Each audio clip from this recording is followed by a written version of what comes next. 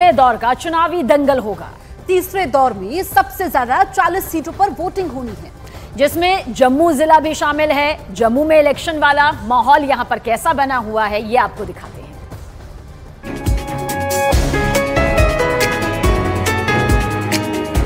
जम्मू कश्मीर में विधानसभा के चुनाव पहले और दूसरे चरण के शांतिपूर्ण तरीके से संपन्न हो चुके हैं और अब तीसरे चरण के मतदान शुरू होने वाले हैं। इस समय हम जम्मू शहर में हैं। यहाँ पर हम उम्मीदवारों से बात करेंगे और लोगों से भी बात करेंगे कि आखिर मंदिरों के शहर जम्मू का क्या है माहौल।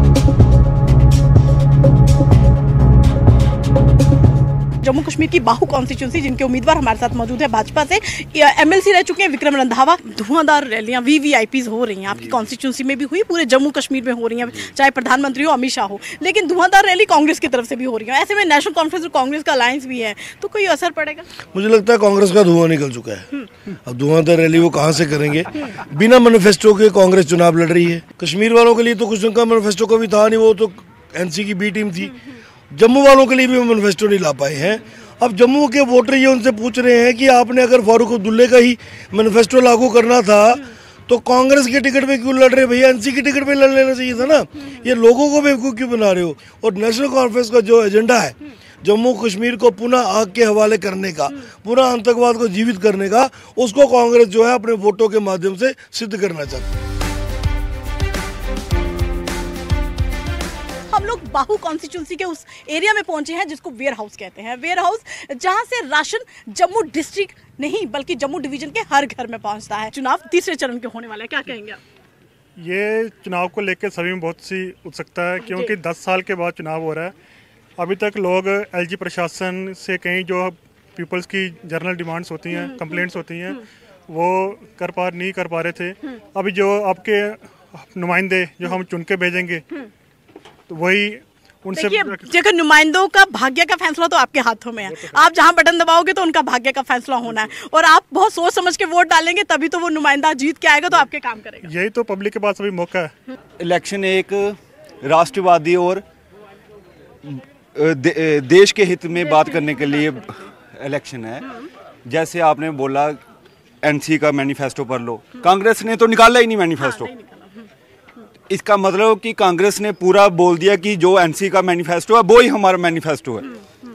तो जैसे हमारे जहाँ पे इलेक्शन चल रही है हमें तो बहुत खुशी है, लेकिन जैसा मैनिफेस्टो एनसी का है वो देश हित में नहीं है।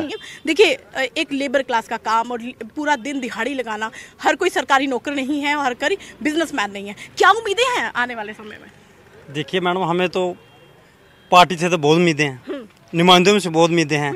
हम शम से लेके पूरे कश्मीर तक चल रहे हैं और डोडा किश्तवाड़ भद्रवाह से लेकर अभी तो उधर तो लाइन हो चुका है।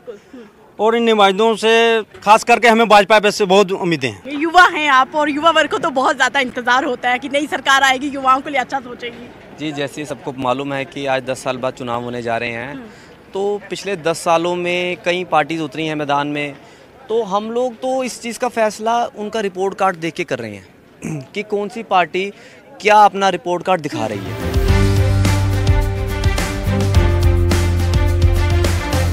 बाहू कॉन्स्टिट्यूंसी में हम पहुंचे तो हमने सोचा कि भाजपा के बाद क्यों ना हम दूसरे कैंडिडेट से भी बात करें, तो टीएस टोनी हमारे साथ मौजूद है, उनसे बात करेंगे। सर, कांग्रेस नेशनल कॉन्फ्रेंस का अलायंस तो है ही, लेकिन ये एक ऐसी कॉन्स्टिट्यूंसी है यहाँ पर हर धर्म के लोग हैं और बराबर मतलब प्रतिशत उनका है।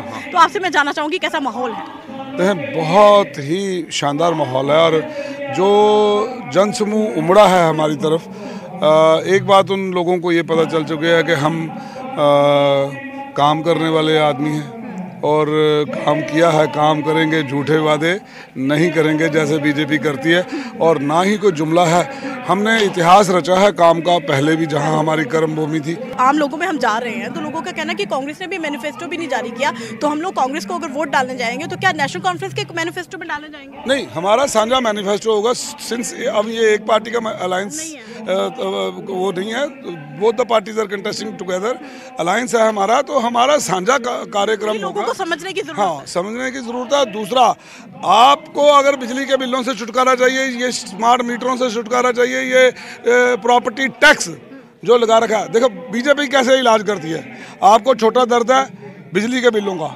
ये आपको बड़ा दर्द देंगे। प्रॉपर्टी टैक्स का आप छोटा दर्द भूल जाएंगे।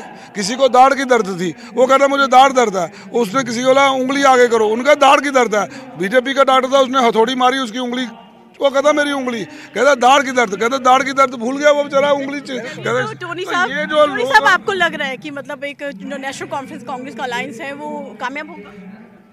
2/3 बहुमत के साथ सरकार बनने जा रही है। चलिए, तो तरन सिंह यहाँ पर हमारे साथ मौजूद है, जो कि टीएस टोनी के नाम से भी यहाँ पर जाने जाते हैं। जनता के बीच में आए हैं, चाहे कांग्रेस के नेता हो, नेशनल कॉन्फ्रेंस के हो, भाजपा के हो, चाहे वो निर्दलीय उम्मीदवार हो, ये लोगों के बीच उतरे हैं। कई सारे मुद्दे हैं।